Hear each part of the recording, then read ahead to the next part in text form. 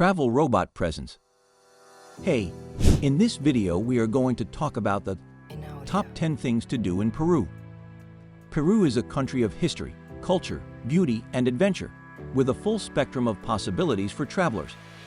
The ancient Inca city of Machu Picchu is one of the highlights of any trip to South America. But there is much more to discover throughout Peru.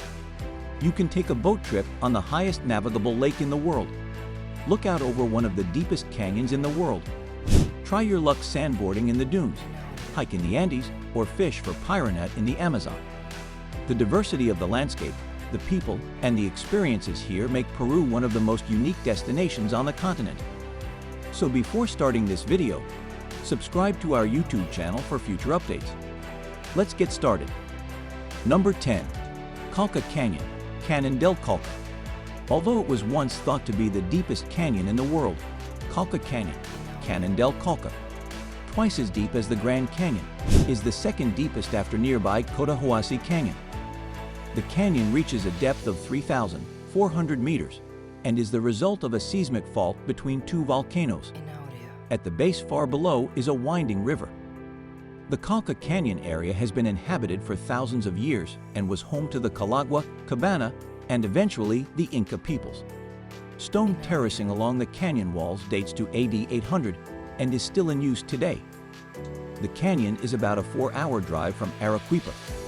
Day trips to the canyon are available from Araquipa, but 2 or more days are recommended considering the driving time involved in accessing the canyon. Besides gazing out at the canyon, there are also hot springs, churches, villages, and Inca ruins to explore. Condors are also a big attraction in Konka Canyon as they soar past the cliff walls. Number 9. Lake Titicaca. The sparkling blue water of Lake Titicaca is surrounded by rolling hills and traditional small villages. The lake area is a mix of beautiful scenery and culture that sets it apart from other regions of the country. Sitting at 3,820 meters above sea level, Lake Titicaca is known for being the highest navigable lake in the world. A boat trip to the islands and surrounding villages is the best way to appreciate the lake. One of the main tourist attractions is the Uros floating islands, Islas Flotantes, which sustain small communities of Uros Indians. These are man-made islands constructed of reeds that have sustained a traditional way of life since the time of the Incas. What you'll see on tours to these islands is designed for tourism, but it does offer a glimpse into a traditional way of life. The floating islands are only one very small part of Lake Titicaca's attraction, with the real charm lying in the small villages in the hills along the shores of Titicaca and on the main islands of Isla Tequil and Isla Amantani. Number 8. The Sacred Valley. This fertile valley has many Inca ruins worth exploring, but is also a peaceful area to spend some time wandering through markets or soaking up local culture. Among the highlights in the valley are the Pisac ruins and the Sunday market in Pisac. Smaller market days are held on Tuesdays and Thursdays. Here, you'll find an amazing selection of local handicrafts.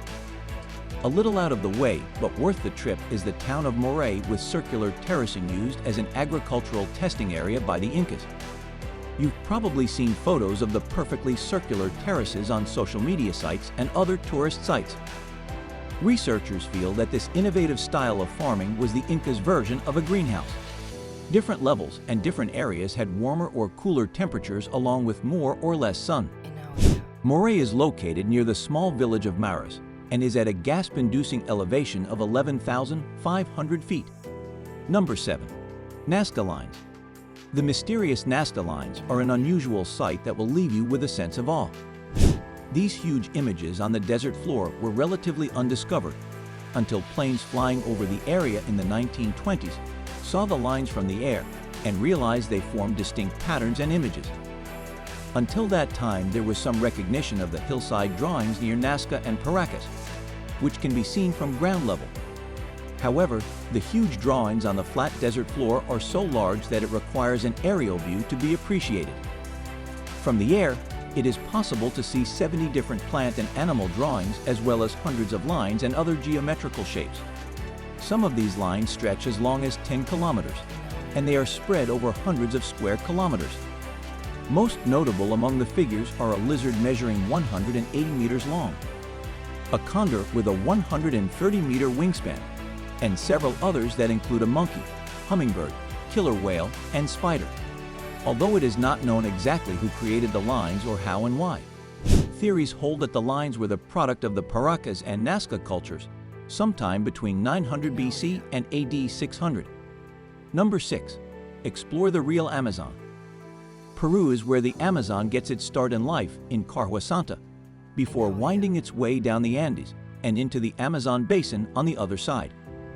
So Peru is the only South American country where you can experience each of its different forms. The Peruvian part of the Amazon jungle is possibly the most diverse and prolific section of all. And Manu National Park is one of the most biodiverse areas in the whole world, boasting at least 1,000 birds and over 200 mammal species. Meet caiman and paddle canoes along tranquil waterways, lulled by the all-encompassing symphony of green. Here you can explore the river by boat or get a deeper understanding of the jungle and its people by helping out on a volunteering project. Number 5. Araquipa's Historical City Center. Araquipa, at more than 2,300 meters, is often regarded as Peru's most beautiful city. Set against a backdrop of snow-capped mountains, the city center is a designated UNESCO World Heritage Site.